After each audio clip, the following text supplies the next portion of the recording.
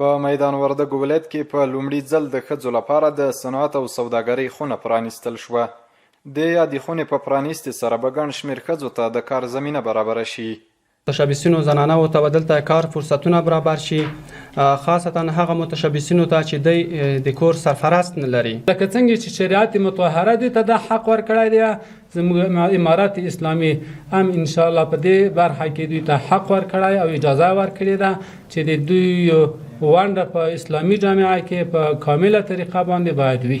دغه ولایت ترڅنګ د هیواد په 10 ولایتونو کې د ښځو لپاره د صنعت او سوداګرۍ خونې فعالیت لري چې د ښځو لپاره د کاري فرصتونو په برابرولو کې مثبت رول لوبولی. په دې باندې موږ افتخار کوو چې الحمدلله نن ورځ د موږ د خویندو عفت او عزت ساتل شوی او د هغوی لپاره د خدمت کولو واقعي هغه زمینه مساعده شوې ده.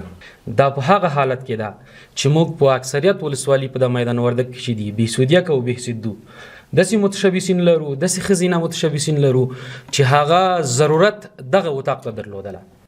په میدان وردګ ولایت کې ګڼ شمېر کارګرې ښځې شته چې د صنعت او سوداګرۍ د خونې پرانیستل یو غوره ګام بولي.